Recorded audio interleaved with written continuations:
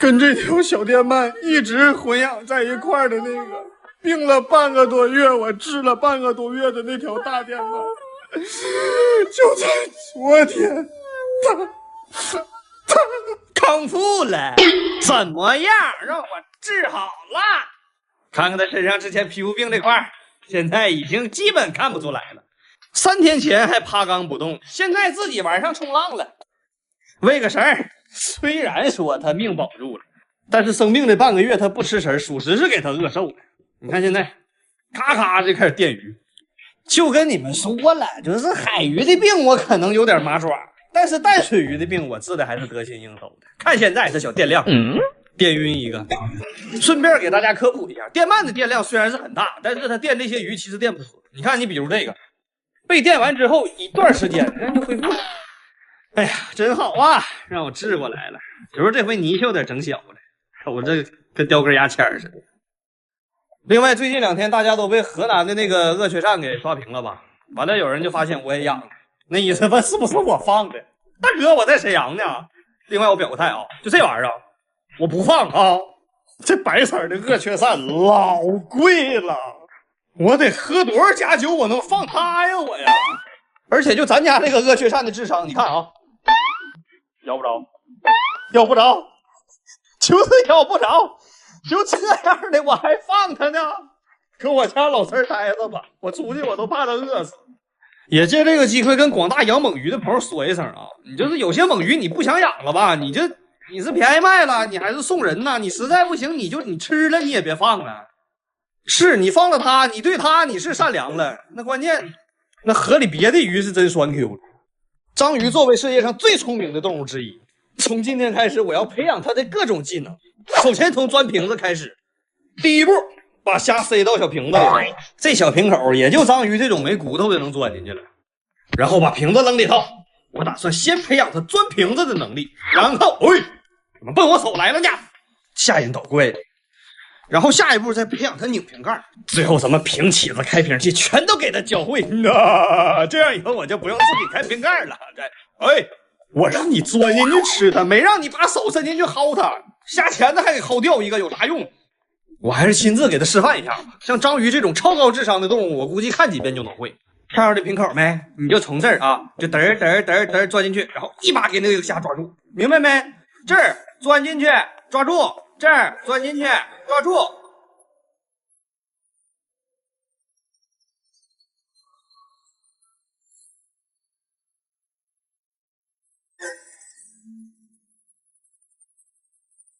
我手指头都累得不会回弯了，你咋还搁这薅不进去？那虾都被你吓得把钳子全断了。本期视频总共1人1虾1章鱼，人的手指头已经不会回弯了，虾的钳子全断了。你倒是有8个爪，你不累了，你挨个换着往里薅。钻个瓶子这么难学吗？撒手！你薅我干啥？我的手指头已经惨不忍睹的了。不都说章鱼智商高吗？咱家这什么情况？嫌头太重，把脑子给撇了。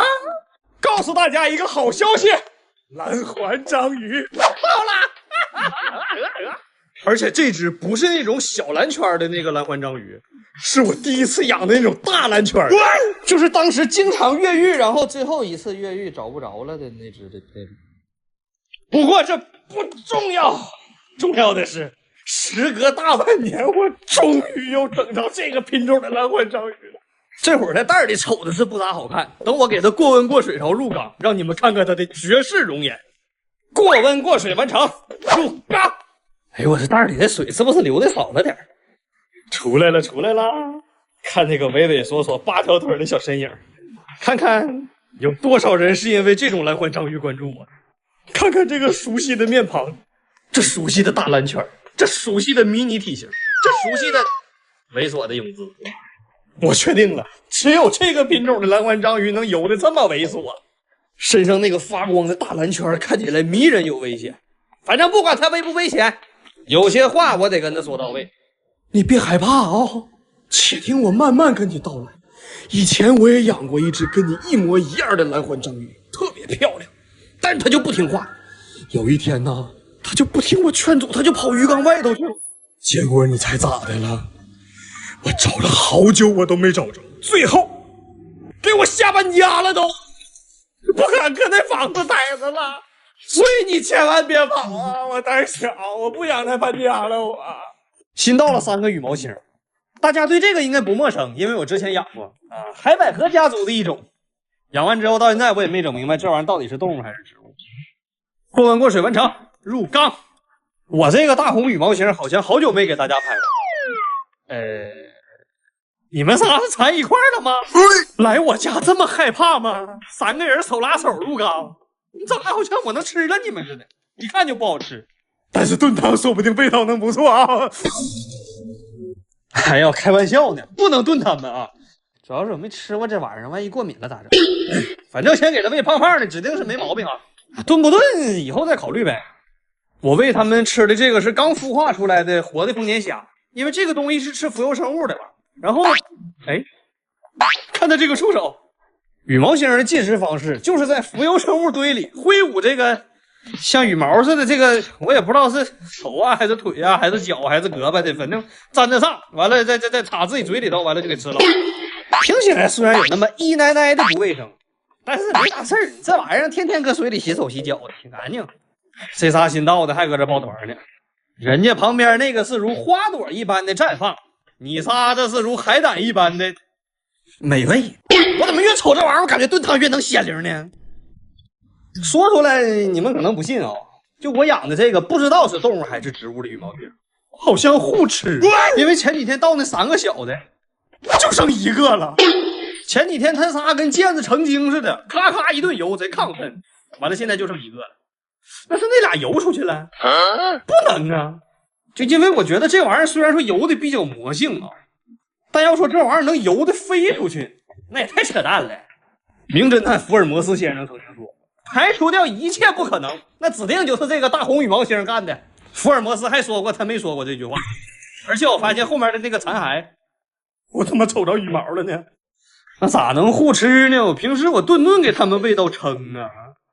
而且我实在是想不明白，就他吃东西这2下子啊，忽闪那个不知道手还是脚的东西，就能把另外2个羽毛星吃了。另外结合实际，我觉得他抓不着那几个羽毛星，这玩意儿跟打了鸡血似的，一见着吃的咔咔就是油，这也抓不着。你别说，还真有他自投罗网的嫌疑。不行，我得找个目击者进去帮我看着。就决定是你了，派大星。我家所有的动物里面，就你眼神最好啊！虽然我不知道你眼睛在哪。你先把身翻过来，来，听好，一定帮我看住那2个不知道是动物还是植物的毽子精。有任何风吹草动不对劲的地方，立马向我汇报，听着没？应该的，兄弟。